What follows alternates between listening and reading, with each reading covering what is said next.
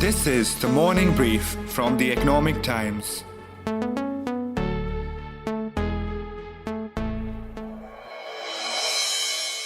The next generation of women will say, "We never doubted it for a moment."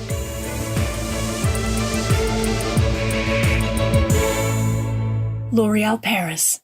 Super Stay Matte Ink from Maybelline New York.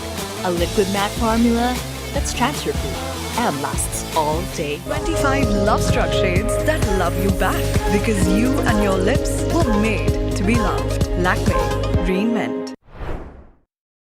Who doesn't want to look pretty? So last night, I saw one of my favorite Instagram influencers ditch her usual content and talk about her new beauty regimen that she claims has worked wonders for her skin.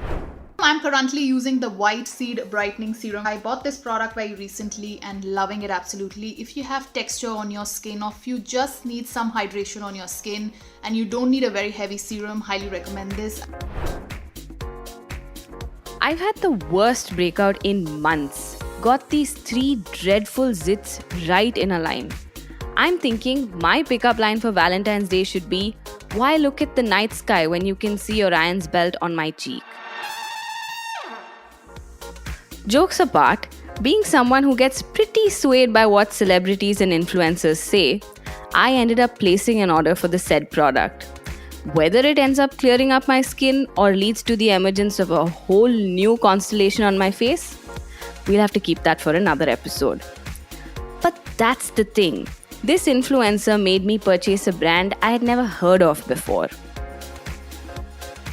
That's exactly what direct-to-consumer beauty and personal care company Good Glamm Group is trying to script. There's a new moniker too, content commerce, and it turns out they too have been busy shopping like me. Not for products, silly, but companies. Stay tuned as I speak to Nowshad Rizwanullah, CEO MissMalini Entertainment, one of the content companies cherry-picked by Good Glamm last December. I'll also speak to my colleague Sneha Shah to discuss this buying spree and also decipher what this content to commerce strategy is all about. We'll also talk about how the Good Glamm Group finds itself drawn into a sexual harassment controversy in ScoopWhoop, which is one of the content startups that it scooped up in October. We'll try and find out if there's been a rethink in their strategy at all. The CEO of ScoopWhoop, Satvik Mishra, resigned after being accused of allegedly sexually harassing a former employee. The accusation surfaced recently after the survivor posted on social media the reason for his resignation and named Satvik as the accused. I'm your host Dia Rekhi, and today is the 11th of February, and you're listening to Good Glamm, Bad Glamm on The Morning Brief. For those of you who splurge on skincare and cosmetics, you might know MyGlamm. It was MyGlamm till a few months back, but then chose to be rebranded as Good Glamm Group to bring in all of its businesses under a single umbrella. It became a unicorn last November, which means that its valuation crossed the $1 billion mark, and the Good Glamm Group has been acquiring companies at a pace that would make me breathless. So I got my colleague Sneha Shah to bring us up to speed. Good Glamm realized that, though it was getting good growth in sales, the higher customer acquisition cost was a big problem for them. And the only way to solve that was to have a very strong content platform by its side. So in 2020, just when we were in the midst of the first wave of coronavirus, it went on and acquired Popexo and Plixo. These are women-centric content platforms. And then, there are these Baby Chakra, even MissMalini Entertainment, which is very high on the celebrity and the high-end influencer network, and then ScoopWhoop, where people primarily come and consume a lot of men-centric content. So it has acquired all these, companies to strengthen its entire content to commerce platform. Actually, it's the arrival of the beauty and personal care category on the world stage. I think the time has come. The moment has come for DTC beauty personal care giant that's bigger than a Decacon to come out of India. And I think this is the first step towards that. That was Darpan Sanghvi, Good Glamm Group's founder and CEO. As much as I wanted to dive right into what is happening now, I needed to tell myself, aap chronology samjhiye. So I picked Sneha's brains a bit more and got her to tell me how Good Glamm Group got to this point. It all started in 2017, where the founder Darpan Sanghvi, after having tried his hands at opening high-end spas, salons, and also on-demand home salon business, decided to pivot to the beauty and personal care segment, where he saw a lot of demand coming from the cosmetics brand created specifically for the Indian consumers' need. Just in last 18 months, the company has grown through 10 quick acquisitions. 2019 is when it raised its Series B. So the company was somewhere valued at around 150 to 200 million.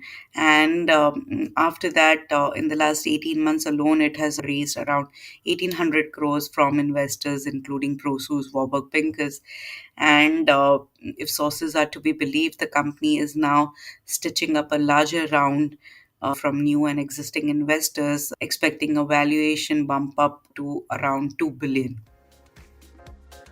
Now that the chronology is in place, I needed to understand what exactly this whole content to commerce strategy really means.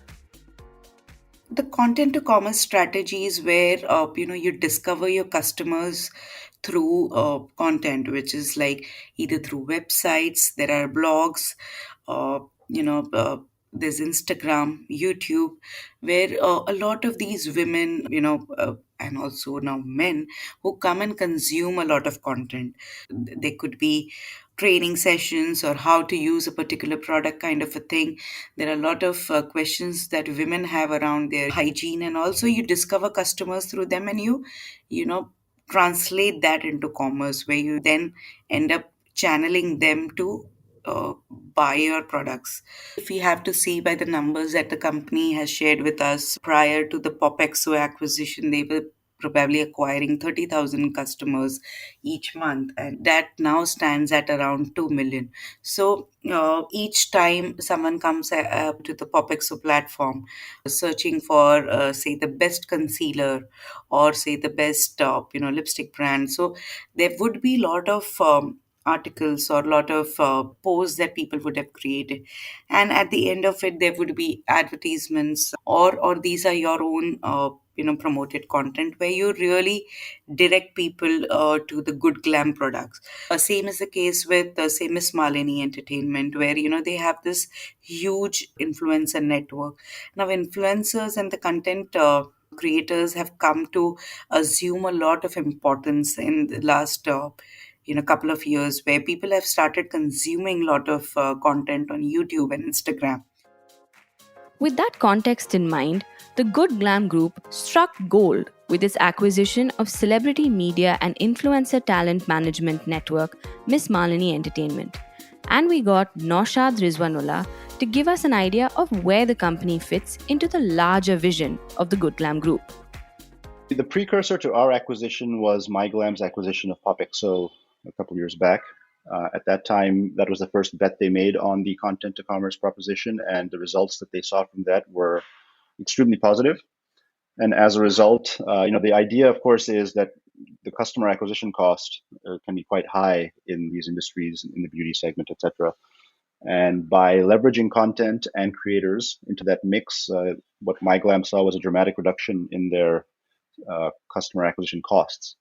So as a result, the strategy has been to kind of expand the content footprint to be able to also expand the reach and access to creators and influencers. And in MissMalini's case, that includes also your top level celebrities and TV, OTT type of stars, as well as musicians, etc. And so, the MissMalini acquisition filled in some white spaces that MyGlam was looking to add to their media portfolio. So, content to commerce, the first word, content, is the operative term here. And as I just described, this is a big part of what we do. And The word that's missing here is also creators. Young audiences are increasingly spending most of their time on digital, consuming content from their creators, and as a result, naturally, they tend to take a lot of their lifestyle or other advice from these people, and that's where we fit in. But now I'm super curious, and I'm sure you are too, to find out more about the kind of potential that this space offers to brands that want to reach their customers directly through influencers. It's still early days, for the acquisition, and right now most of our time and energies have gone into the integration and the alignment of our teams and strategies. In terms of insights, that's something that will grow over time.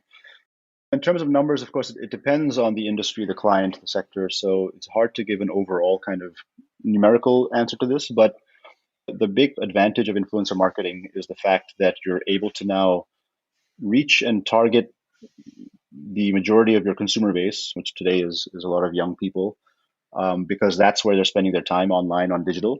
And secondly, you're able to tap into the people and the opinions and the voices that they trust and respect. And if you can do that in a conscientious way where it's clear that you're following good hygiene guidelines and you're not just promoting anything and everything just because you can using an influencer, but actually targeting the right influencers for your segment or your category, the likelihood of converting on your advertising is much higher when it comes from a trusted entity like an influencer or a creator, or even if it's your friend that's shared a piece of content they've enjoyed from another influencer. And so that's why you're seeing, a lot of brands now shifting increasingly their marketing spends to digital. And as we've seen during the pandemic, when things do get impacted, digital is the one sphere that is able to continue. And business through the pandemic has been booming. So when the first wave hit, everything really kind of shut down. Advertising came to a standstill. But the bright spot there actually was that most marketing dollars that were still active shifted into the digital sphere, and specifically at that time into influencer marketing, which is one of our core areas of expertise. So in that sense, we actually had parts of our business that were able to do fairly well. When the second wave hit, which was a much more severe situation, things came to a bit more of a grinding halt at that point. And so the recovery that everyone was expecting was a bit delayed.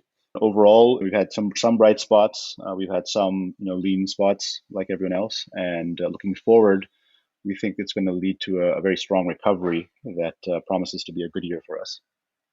But it isn't all rosy. I got Sneha to give us an idea of the pitfalls of this strategy. There's no real proof yet that people are really transacting through these content platforms. So we are yet to see the numbers converge in large chunk. Yes, people are consuming a lot of content, but how many of them are really coming and buying your products? The jury's out on that. There are brands like Nike, now it's a listed company, and they have been doing this entire influencer content thing. And just yesterday when we were talking to the founder, they said that, the only reliance on content to commerce is not how a BPC company should go about. So there are probably smaller players such as the Good Glamm Group, Sugar Cosmetic, and others where for them, I think these kind of content to commerce playbook might work because their base is really small. It is only over the next 24 to 36 months will we know that whether these companies are actually able to justify the kind of valuations they have or the kind of money that the investors have put backing this entire idea of content to commerce. So basically what Sneha is trying to say is that I'm the perfect candidate for all of these brands because I not only consume their content but also end up transacting. Guys, I'm being played. While I process that, let me tell you that while speaking of the drawbacks, one cannot ignore that the Good Glamm Group suddenly finds itself in a pickle thanks to the news flow around ScoopWhoop, a newly acquired company. CEO of ScoopWhoop, Satvik Mishra, resigned after being accused of allegedly sexually harassing a former employee. The accusation surfaced recently after the survivor posted on social media the reason for his resignation and named Satvik as the accused.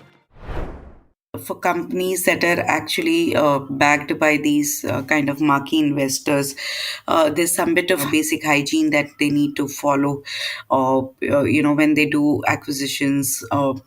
Things like sexual harassment allegations are a very big red flag for these investors who have very high governance standards. So, in that sense, I think the board of Good Glamm would definitely take note of these allegations, and definitely it does then put a big question mark on how they're going to, in future, really go and acquire companies, because you would never really know what kind of due diligence issues or red flags come up post acquisition. So I'm sure the company is going to be extra careful. But is it going to stop its the kind of wheel it has set in motion to go and acquire more companies? I believe no. Are they going to do more due diligence and spend enough time, than just do these quick fixes or quick acquisitions? Probably yes. Rishi Pratim Mukherjee, ScoopWhoop's co-founder and representatives of the Good Glamm Group, declined to be a part of the show, but the Good Glamm Group did send us a statement on Thursday evening. It said, and I quote, "In light of recent news reports on ScoopWhoop Media, the Good Glamm Group will be launching an independent inquiry into the matter, which will be conducted by the law firm of Cyril Amarchand Mangaldas. Priyanka Gill, co-founder Good Glamm Group, will oversee ScoopWhoop Media." End quote. All this becomes key when you understand ScoopWhoop has been a strategic addition to the Good Glamm portfolio. Listen to Good Glamm Group's Darpan Sangvi talk about the ScoopWhoop announcement. The big play for us here was to enter the men's category. As you know, as a group, we have sort of, perfected the content to commerce play, and that's our moat. The big content engines that we have at the top. The content engines we had, which were whether it was Popexo or Baby Chakra, were targeting the female audience and the female user. The brands that we have, MyGlamm, Momsco, Baby Chakra, Popexo, they were all targeted towards the female user. We now, see the men's business is about a 10, 12,000 crore rupee opportunity. The men's personal care opportunity in India is about 10 to 12,000 crores. And we, and it's fast growing and it's important. And we wanted to ensure we play there. ScoopWhoop, their audience, they have about 100 million users. 70 to 75% of them are men. And thus, the ScoopWhoop acquisition laid the foundation for our entry into the men's personal care segment. For the moment, the Good Glamm Group seems unfazed as ScoopWhoop comes under scrutiny. They also recently acquired two influencer marketing platforms such as Viduli and Winkle and announced the birth of their Good Creator Co. To build this tech platform and acquire more influencer-driven companies, the Good Glamm Group has seeded the new venture with 200 crore rupees. With the combined strength of Plixo, Winkle, MissMalini and Viduli, the Good Creator company will host 250,000 influencers and hopes to reach over 70 million users every month. Well, I figured Nowshad, who is also the co-founder of the Good Creator Co., would be the best person to ask what this would translate to for the Good Glamm Group. Good Creator Company, which is GCC. That is going to be an entity that focuses on influencers and creators and the creator economy as the largest creator ecosystem in the country. And so our time has largely been on that aspect of things. And as we kind of move forward, you'll see us rolling out a lot of exciting new properties and IPs. One that I can mention that happened right away, pretty much right after the acquisition, was the launch of our creator calendar, which is the first of its kind creator calendar with Dabu Ratnani. If you're familiar with the Bollywood calendar that he does every year, which is a very big hit property, we've now taken that concept to creators. So that's the kind of IP and the kind of exciting things that we can do now as a group with the combined resources that we have. So would that mean we'll see other beauty companies follow suit? Here's what Sneha and Nowshad had to say. What most beauty and personal care companies are trying to do is see how they can, service a customer through the entire spectrum of their needs. And people have realized in the last 18 months that the winner takes it all. So there has been this mad rush to just go and build the entire full stack platform where you become the go-to platform for any customer. So how do you really do that? Either you build those capabilities ground up, or you go and acquire companies that really help you become one. In the investment banking parlance, it is called time to market strategy. How much time are you going to take to really build that capability ground up?